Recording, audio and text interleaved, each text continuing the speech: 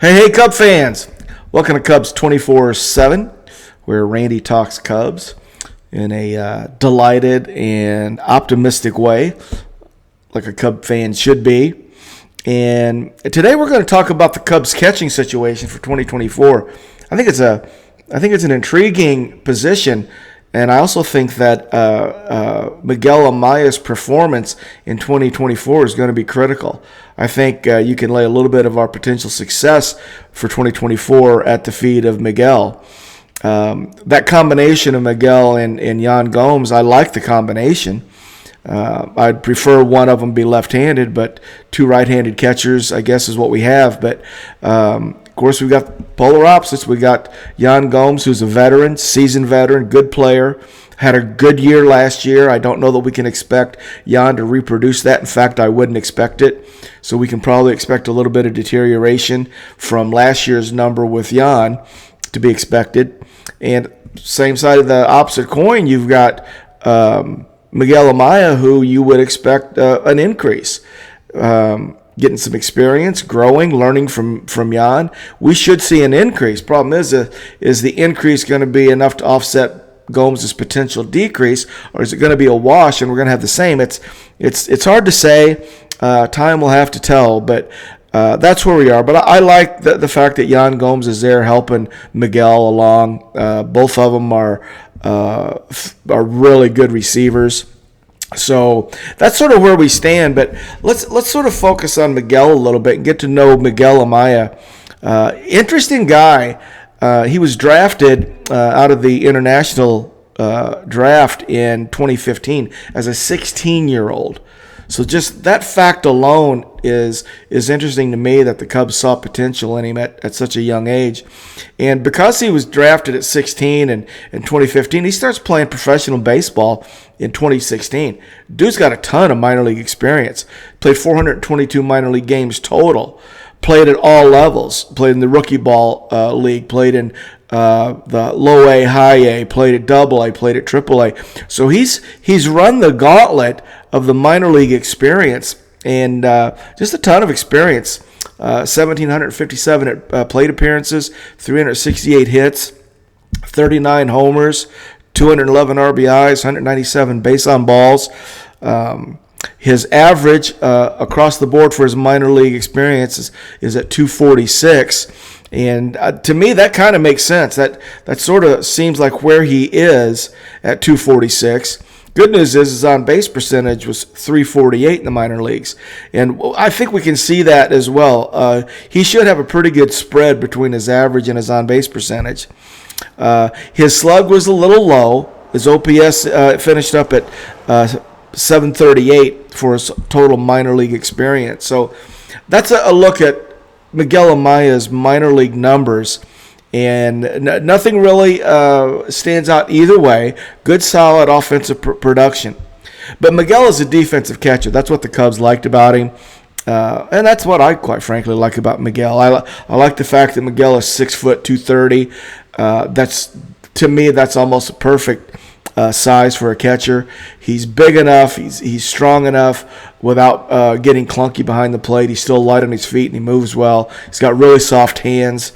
And I just think you watch him behind the plate, both him and Gomes, and we just don't really have that much to worry about on the defensive end. Question is his offensive production. So let's take a look at Miguel's defensive numbers throughout his minor league campaign and see where he is. He caught in 361 games, started 348, has caught a total of 3,037 innings. And I think that showed up last year when we saw him. He looked like he was pretty comfortable back there. His fielding percentage was really good. He had 3,284 chances.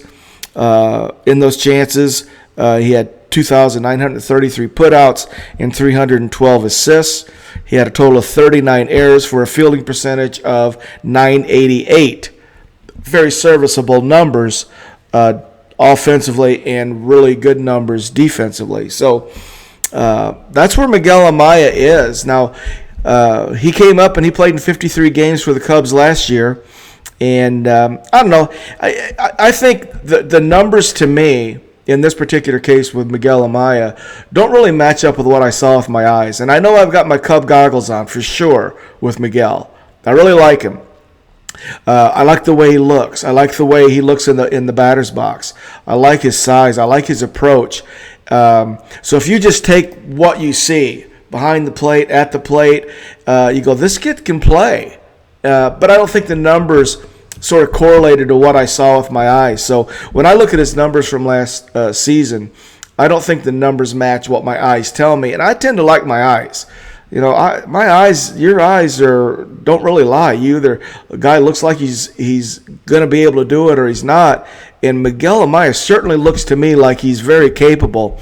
And I don't think his numbers last year matched up to that. So he played in 53 games last year, had 156 plate appearances, total of 131 official at-bats. So it's a small sample size. And, of course, it was his rookie year, and he made his debut, so all things go with that. But he had 28 hits, 4 doubles, had 5 home runs, 18 RBIs, walked 12 times, struck out 40, a little too high on the strikeout to walk ratio. Average too low at 214, but he had a pretty good spread with his on-base percentage at 329. Slug was a little low, his OPS at 688. So, I mean, those numbers aren't, to me sustainable, but first 53 games, he had a look. I think you have to be optimistic. If you just take Miguel Amaya's natural progression and project that out, if just sort of what nature would dictate, I actually ran those for us. So what does it look like as a projection for Miguel Amaya in terms of some of his numbers? Well, natural projection would be a 244 average. His on-base percentage up to 335. He'll slug 409 and his OPS up to 744. And those numbers are just based on, Major League player averages from 23 to 24 years of age. And it's certainly you can expect Miguel to do that, but I look at his projections and I'm still not convinced. I think there's way more in there for this year, and my hopes would be that Yan Gomes duplicates last year. I don't think he will, but because I expect Yan to have a little bit of a step back, we need Miguel to not only step up toward that, but we need Miguel to, in my mind, to take at least 2 steps above that. It'd be really nice to see him and Yan, split the duties, maybe 50-50.